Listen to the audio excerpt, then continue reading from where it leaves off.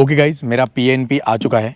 अब आप लोगों को मैं ये बताऊंगा आज की वीडियो के अंदर कि मैंने वो पूरा सिस्टम किस तरीके से किया। इसके ऊपर ऑलरेडी एक वीडियो बना चुका हूँ मैं, अगर आप लोगों ने नहीं देखा है तो। बट आज की वीडियो में वो उसके बारे में हम बात नहीं करेंगे कि अप्लाई कैसे करते हैं, क्या करते हैं। बेसिकली पूरा एक आप लोग को सिस्टमेटिक आइडिया दे दूंगा कि किस किस तरीके से स्टेप बाय स्टेप चीज़ें होती है। बिकॉज PNP तो मेरे आए काफ़ी दिन हो गए हैं, मैंने अपनी फाइल फेडरल में भी रख दी है। मतलब आगे भी फाइनल स्टेज जो PR का होता है ना, वो भी मैं कर दिया हूँ। ठीक है, सो वहाँ शुरू से लेके एंड तक क्या क्या चीज़ों की ज़रूरत पड़ती है, किस किस तरीके से आप लोग को जाना है, वो आज बताऊँगा। देन आगे मेरी वीडियोस आप लोग को प्रोसेस एक्सप्लेन करते हुए आएगी कि ये चीज़ कैसे हुई, वो चीज़ कैसे हुई। बिकॉज बहुत सारी चीज़ें होती है बीच बीच में जो आप लोग को डॉक्यूमेंट्स प्रोवाइड करने होते हैं, फॉर्म्स फिलअप करने होते हैं, वो सारा हम आगे बात करेंगे। बट आज की वीडियो के अंदर एक ऊपर से क्लियर कट आइडिया दूंगा। सो अगर आप लोग इंडिया से कनाडा आने के बारे में सोच रहे हो तो एक आइडिया मिले कि ओके भाई, ये प्रोसेस में ये वाले जो स्ट्रीम है इसमें इस तरीके की चीज़ें होती है। So that's why I am making this video. ज़्यादा देर नहीं करते, वीडियो शुरू करते हैं। शुरू करने से पहले लाइक सब्सक्राइब शेयर ज़रूर कर देना। वीडियो शुरू करने से पहले यार, गाड़ी पार्किंग का बहुत इश्यू है भाई यहाँ पे। ठीक है, मैं एक्चुअली यहाँ पे किसी को मिलने के लिए आया था, तो उनके ड्राइव में मैंने गाड़ी पार्क करी थी जब तक उनको मिलने आया था। अभी मैं अपना वीडियो बना रहा हूँ, सो प्रॉब्लम ये है कि गाड़ी रोड पर पार्क करी। आई थिंक यहाँ पर कोई बोर्ड वोर्ड मारा नहीं है तो गाड़ी रख सकता हूँ, बट कितनी देर के लिए उसका आइडिया नहीं है। एनीवे, ये आगे जाके सीधा राउंड अबाउट ही है, तो एंड ही है वहाँ पे। हमें जाना है यहाँ से, आई थिंक ये साइड अंदर से। सो अभी हम बात करेंगे मेरे पहले स्टेजेस के बारे में। जब मैं कनाडा आया, उसके बाद मैं कहाँ गया, किस किस तरीके से चीज़ें हुई, उसके बारे में बात करेंगे। सो सबसे पहले मैं आया था यूनिवर्सिटी ऑफ विंडसर में। ठीक है, वहाँ पे मैंने अपनी पढ़ाई करी, कोई भी कोर्स लिया। ठीक है, XYZ मास्टर्स करने के लिए आया था बेसिकली मैं। सो जब यूनिवर्सिटी ऑफ विंडसर में मैं आया था तो मेरी जो यूनिवर्सिटी है वो OINP मास्टर्स ग्रेजुएट स्ट्रीम में आती है। ठीक है, इसके बारे में 1000 बार मैं अपने वीडियोस में बोल चुका हूँ, अब तो पता लग ही गया होगा लोगों को। सो जो भी यूनिवर्सिटीज़ आपको स्क्रीन पे दिख रही है वो सारी यूनिवर्सिटीज़ OINP में मास्टर्स ग्रेजुएट स्ट्रीम होता है, उसमें आती है। अगर आप यहाँ से मास्टर डिग्री करते हो, देन पढ़ाई ख़त्म होने के बाद, जैसे मेरी पढ़ाई कंप्लीट हुई, कोई भी सब्जेक्ट में अगर आप फेल हो आपको कंप्लीशन लेटर नहीं मिलेगा। ठीक है, तो आपको पूरी पढ़ाई कंप्लीट करनी पड़ेगी पहले। उसके बाद आप लोग को जब कंप्लीशन लेटर मिलेगा कि आप भाई सारे सब्जेक्ट्स में पास हो, सब कुछ क्लियर आउट है, उसके बाद आप लोग को डिग्री मिलेगी, आपका कॉन्वोकेशन होगा या सारा कामकाज होगा। पे पत्थर इतना हिल क्यों रहा है बे? कोई गलत जगह पे खड़ तो नहीं गए हैं ना?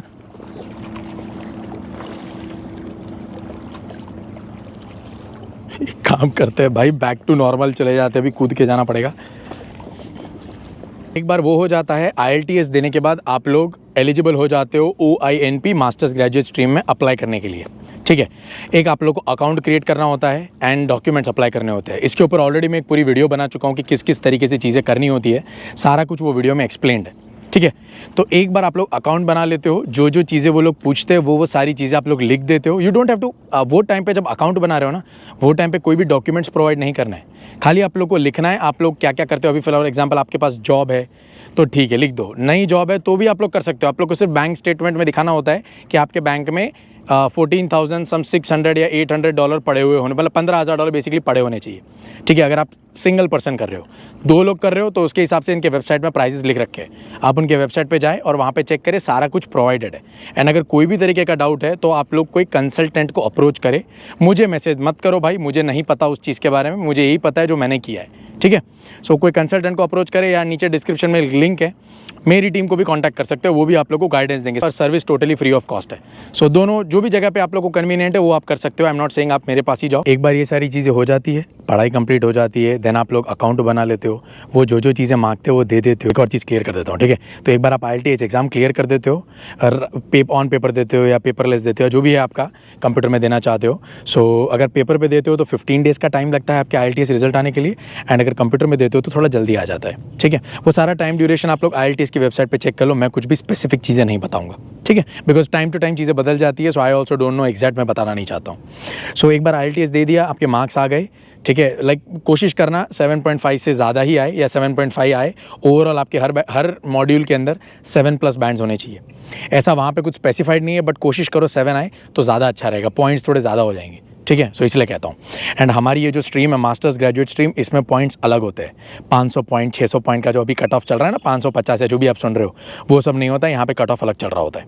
ठीक है, ये स्ट्रीम के हिसाब से कट ऑफ चल रहा होता है। So as you right like कि आपके पास ये जॉब है, आपके IELTS के इतने मार्क्स है, और भी कुछ कुछ चीज़ें आपको पूछी जाएगी अंदर। वो सारी चीज़ें जब आप मेंशन करते हो तो एक पॉइंट्स आपको अलॉकेट होते हैं। लाइक फॉर मेरे हो रहे थे 51 पॉइंट्स हो रहे थे, ठीक है, जब मैंने किया था 4.5 महीने पहले मैंने अकाउंट बनाया था एंड ये सब किया था, तो 51 पॉइंट्स हो रहे थे।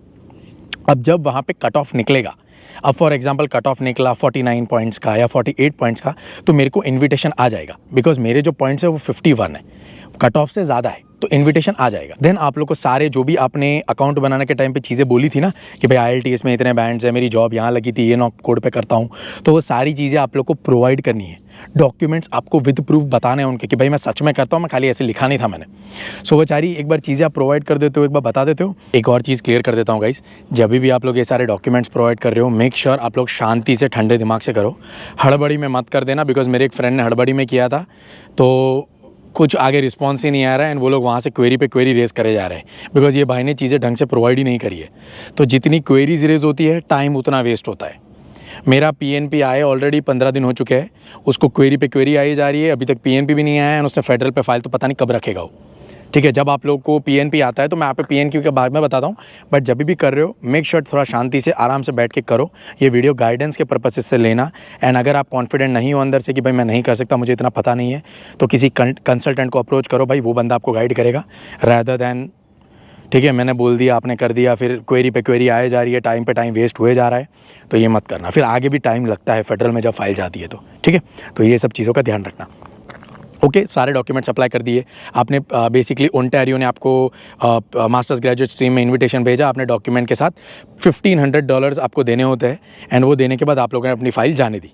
ठीक है, एक बार आपकी फ़ाइल सबमिट हो जाती है, देन उस पर कैसा रहता है कि 3 तरीके के डॉट्स होते हैं, एक ग्रीन डॉट होता है, एक रेड होता है, एंड दूसरा एक और डॉट होता है, I don't remember. Green dot का मतलब है वो जब आपकी फ़ाइल पूरी चेक कर लेते हैं ना, तो आपको एक ग्रीन डॉट आएगा वहाँ पे कि भाई हमको आपके सारे डॉक्यूमेंट्स मिल चुके हैं। अगर रेड डॉट आ रहा है, दैट मीन्स कोई डॉक्यूमेंट्स इनको मिसिंग है या कोई चीज़ चाहिए या कुछ इस तरीके का, आपको उनके वेबसाइट के ऊपर दिख जाएगा, स्क्रीन पर दे दूंगा। I am not sure about the dots, but green dot आ रहा है तो इतना श्योर हूँ मैं कि भाई डॉक्यूमेंट्स जो है वो उनको मिल चुके हैं, बिकॉज मेरे को सिर्फ वही आया था, इसलिए मैं बता रहा हूँ।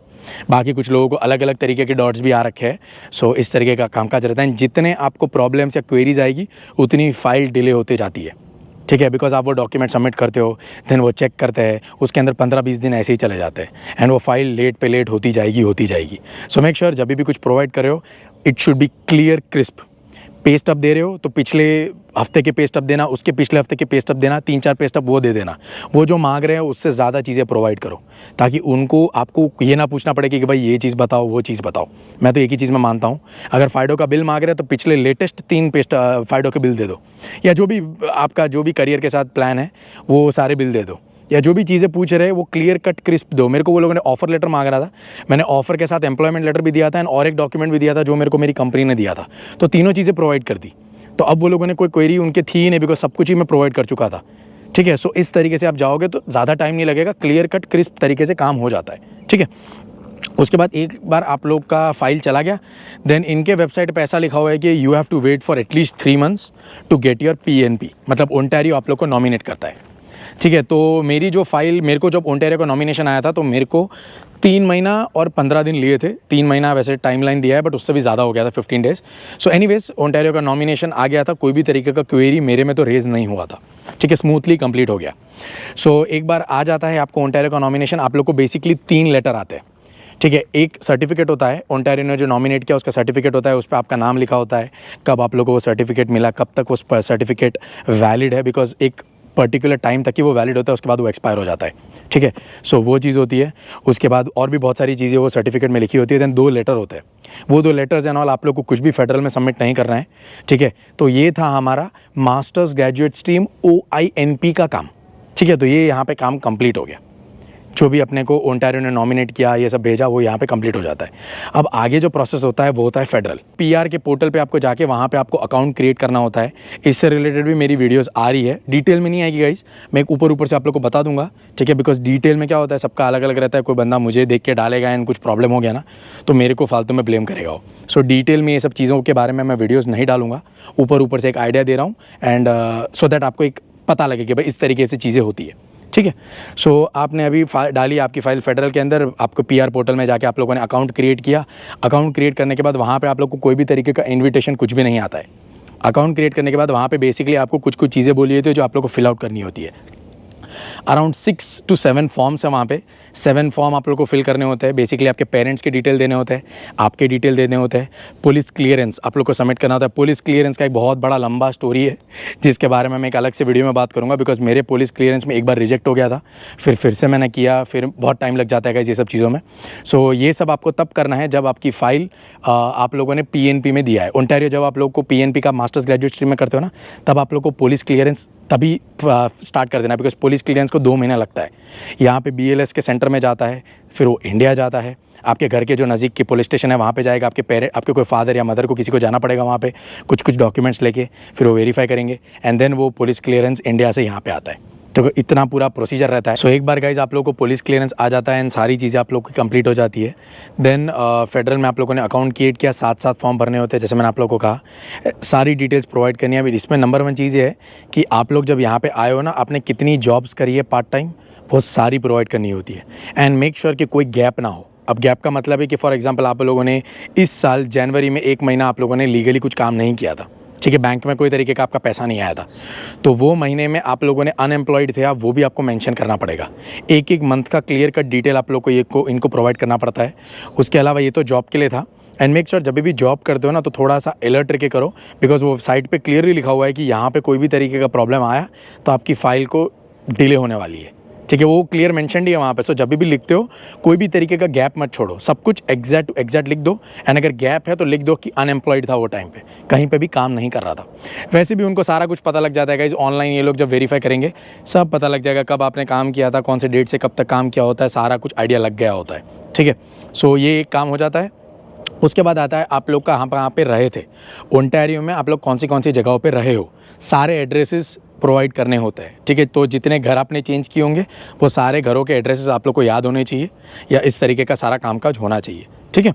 सो इसलिए मैं आपको वीडियो में बता रहा हूँ कि जब आप लोग फ्यूचर में ये चीज़ें करोगे तो ये वीडियो सेव कर लेना, आगे जब करोगे तो आपको ये चीज़ों का याद रहेगा, ठीक है। तो जब यहाँ कनाडा आते हो आप लोग को याद रहेगा कि मैं घर में रहा था, तो डिटेल सारी चीज़ें आप लोग एक जगह पे लिख के रहोगे, ज़्यादा इजी रहेगा। बिकॉज कुछ जगहों पे मेरे को बहुत प्रॉब्लम हुए थे गाइस, चीज़ें याद नहीं थी, जॉब कितनी करी है याद ही नहीं है, कहाँ करिए, कौन से टाइम पे करिए, तो अप्रॉक्सीमेट लिखा है, ठीक है। I am also not sure कि वो अभी आगे क्वेरी रेज होगी कि नहीं, बट लिख दिया है, कोई भी तरीके का गैप मैंने नहीं छोड़ा है। उसके अलावा जैसे मैंने घर का कहा, घर का सारा प्रोवाइड किया। उसके अलावा इंडिया में भी आप कहाँ रहे थे वो भी सारा, 10 साल का बेसिकली पूरा डेटा देना होता है, तो 10 ईयर्स का मैंने पूरा का पूरा आपको उनको समझाया था। उसके अलावा आप लोगों ने कहाँ पे पढ़ाई करी है ये भी पूरा ग्राफ देना होता है, ठीक है। 8th क्लास से लेके अभी तक आप कौन से स्कूल में पढ़े हो, क्या किया था, सारा आपको प्रोवाइड करना होता है। फादर की पूरी डिटेल्स, मदर की पूरी डिटेल्स, ये पासपोर्ट के हिसाब से जाना, मैं तो पासपोर्ट के हिसाब से गया था, वहाँ पे कोई प्रॉब्लम नहीं आता है, ठीक है। उसके अलावा आप लोग को कुछ फॉर्म्स पूछे जाएंगे, वो सारे नॉर्मल फॉर्म्स होते हैं, वो फिल आउट करने होते हैं। अगर डाउट है कंसल्टेंट को अप्रोच करो, यूट्यूब पे वीडियोस मत देखो, अगेन एंड अगेन ये चीज़ वीडियोस में बोल रहा हूँ मैं। तो अगर कुछ गड़बड़ हो गई तो कहाँ जाओगे भाई, क्या करोगे, बहुत प्रॉब्लम हो जाता है ये सब चीज़ों में। So make sure if you don't know, कोई प्रॉपर कंसल्टेंट को अप्रोच करो, ठीक है। उसके अलावा ये सारे जब आप फॉर्म्स फिल आउट कर देते हो, सारी डिटेल्स दे देते हो, ये मेरे को भरने में कम से कम 10 घंटे लगे थे, 9 to 10 आवर्स लगे थे, फेडरल में जो फाइल रखी थी वो पूरा कुछ प्रोवाइड करने में।